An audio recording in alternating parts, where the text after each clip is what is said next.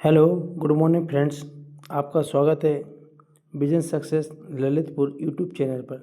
आपके लिए यहाँ पर प्रतिदिन यूपी टीईटी, लेखपाल, होमगार्ड से संबंधित क्लासेस दी जा रही हैं, जिसमें आपकी यूपी टीईटी में पर्यावरण, बाल मनोविज्ञान, हिंदी तथा संस्कृत की क्लासेस दी जा रही हैं।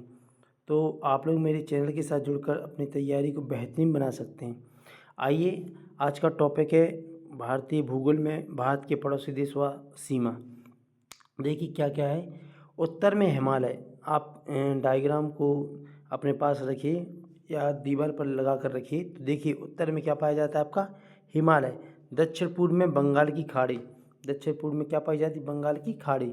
और दक्षिण में हिंद महासागर तथा दक्षिण पश्चिम में अरब सागर। तो यह क्या हुई? भारत की प्राकृतिक रूप से स्थिति हुई। क्योंकि आप लोग देखिए तो भारत के उत्तर में क्या पाया जाता है? हिमालय पाया जाता है, जबकि दक्षिण पूर्व में बंगाल की खाड़ी, दक्षिण में हिंद महासागर तथा दक्षिण पश्चिम में अरब सागर यह भारत की प्राकृतिक सीमाएं निर्धारित करती हैं। और ये भारत तथा पाकिस्तान के मध्य सीमा रेखा यदि पूछा जाए तो अध्यारोपित सीमा रेखा का एक उदाहरण है। अध्यारोपित सीमा एक ऐसी सीमा होती है जो किसी बाह्य शक्ति के द्वारा आरोपित की जाती है। यानी कि भारत और पाकिस्तान के विभाजन के बाद एक सीमा निर्धारित की गई थी, वह सीमा का जिक्र हो रहा है। देखिए क्या है, वर्ष 1947 में भारत और पाकिस्तान ने ग्रेट ब्रिटेन द्वारा, किसके द्वारा? यानी उस समय ब्रिटिश शासन था, तो ग्रेट ब्रिटेन द्वारा अध्यारोपित सीमा को साझा किया था। यानी दोनों ने माना था कि यह हमारी क्या होगी? बीच यानी मध्य की सीमा होगी। इस रेखा को रेड क्लिफ द्वारा कहते हैं। इस रेखा को रेड क्लिफ रेखा कहते हैं, क्योंकि इस रेखा का जो निर्धारण यानी किया था वह सर सिरिल रेडक्लिफ द्वारा किया गया था। आपको याद रखना है, इस रेखा को रेड क्लिफ रेखा कहते हैं। रेड क्लिफ यानी भारत और पाकिस्तान के बीच वैसे भी रेड अलर्ट हमेशा रहता है, तो आपको याद रखना है इस रेखा को रेड क्लिफ रेखा कहते हैं। इस रेखा का जो निर्धारण किया गया था वह सर रिडिल रेड क्लिफ के द्वारा किया गया था। इसी प्रकार से देखिए चीन और भारत के बीच में, यानी चीन और भारत से मैकमोहन रेखा द्वारा पृथक होता है। यानी भारत और चीन के मध्य जो रेखा होती है उसे क्या कहते हैं? मैकमोहन रेखा।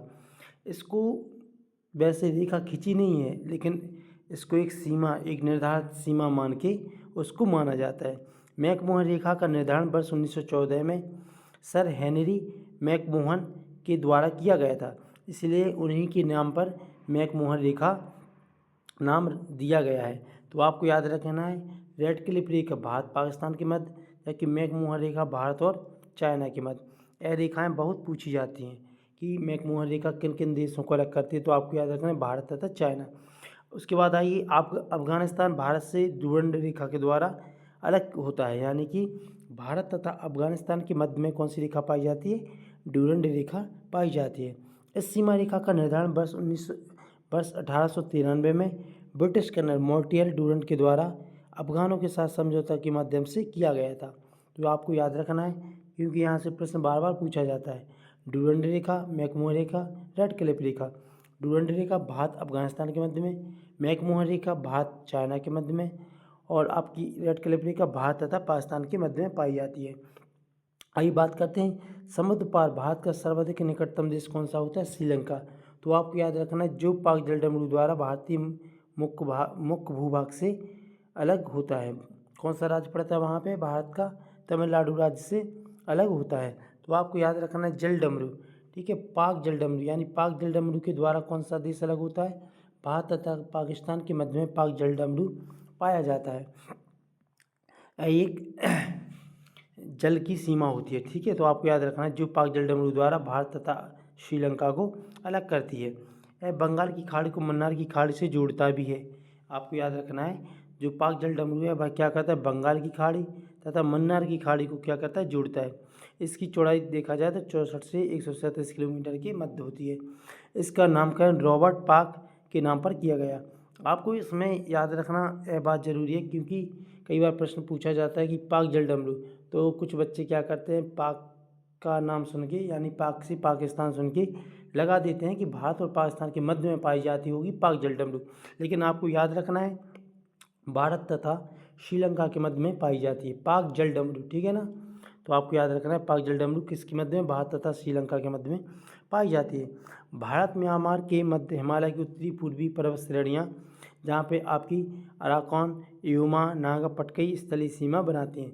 ये भारत को इरावती नदी द्वारा म्यांमार से अलग करती हैं। आपको याद रखना है, भारत तथा म्यांमार के मध्य क्या क्या सीमा होती है, तो उत्तर पूर्वी पर्वत श्रेणियाँ पाई जाती हैं।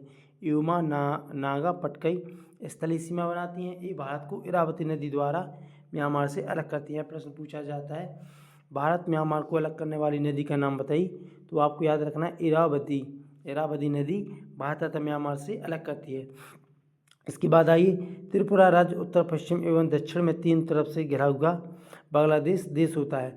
उत्तर पश्चिम एवं दक्षिण में तीनों तरफ से घिरा हुआ कौन सा देश है? बांग्लादेश। अतः इसके 3 तरफ अंतर्राष्ट्रीय सीमा है। लद्दाख एवं सिक्किम की तीनों ओर अंतर्राष्ट्रीय सीमा है। भारत की ओर से भारत बांग्लादेश की सीमा पश्चिम बंगाल में सर्वाधिक लगती है। असम में 263 kilometre, Meghalaya 443 kilometre, Tripura 856 kilometre और मिजोरम 318 किलोमीटर से होकर गुजरती है। क्योंकि बांग्लादेश जो होता है वह तीनों ओर से भारतीय राज्यों से घिरा हुआ देश है। इसी कारण क्या होता है कि जो बांग्लादेश के जो निवासी हैं, ठीक है ना, बांग्लादेश की जो जनसंख्या है तो वो क्या करती है, भारतीय राज्यों में प्रवेश कर जाती है। इसी वजह से क्या हो रहा है, कई जगह विवाद की स्थिति पैदा हो रही है। सर्वाधिक लगता है पश्चिम बंगाल में, तो वहाँ पे पश्चिम बंगाल में लगता है कि वहाँ की जो बांग्लादेश की जनसंख्या वह आ चुकी है। इस कारण से वहाँ पे अभी नागरिकता संबंधी प्रॉब्लम आ रही है। आइए बात करते हैं अरुणाचल प्रदेश 520, नागालैंड 215, मणिपुर 398, ये आपको याद रखना है सीमा। आइए, भूटान के साथ सर्वाधिक सीमा असम की राज्य की लगती है। भूटान के साथ सर्वाधिक सीमा असम राज्य 267 किलोमीटर राज्य की स्पर्श करती है। इसके पश्चात क्रमशः अरुणाचल प्रदेश, पश्चिम बंगाल, सिक्किम आदि राज्यों की सीमाएं स्पर्श करती हैं। भारत और चीन के मध्य 3488 किलोमीटर स्थलीय सीमा है। जो लद्दाख 1597 किलोमीटर है। भारत और चीन के मध्य यदि देखा जाए तो 3488 किलोमीटर 3488 किलोमीटर स्थलीय सीमा लगती है। जो Ladakh 1597 kilometre, Himachal Pradesh 200 kilometre, Uttarakhand 345 kilometre, Sikkim 220 kilometre, Arunachal Pradesh 1126 kilometre विस्तृत है। तो आपको याद रखना है, यह प्रश्न पूछा भी जा सकता है कि सर्वाधिक सीमा चीन से किसकी लगती है, बांग्लादेश से किसकी लगती है, पाकिस्तान से किसकी लगती है, बांग्लादेश से, और उसके अलावा अफगानिस्तान से। तो आपको स्थलीय सीमा वाले राज्य को भी थोड़ी ध्यान रखना है। लेकिन आपका सर्वाधिक प्रश्न पूछा जाता है सीमाओं से अलग होने वाली लाइन से, जैसे कि डुरंड रेखा, मैकमोहन रेखा, रेड क्लिफ रेखा। तो आप लोग इसको ज़रूर याद कर लीजिए, ठीक है ना। धन्यवाद। आप लोग मेरे चैनल के साथ जुड़े रहिए, अपनी तैयारी करते रहिए। Thank you.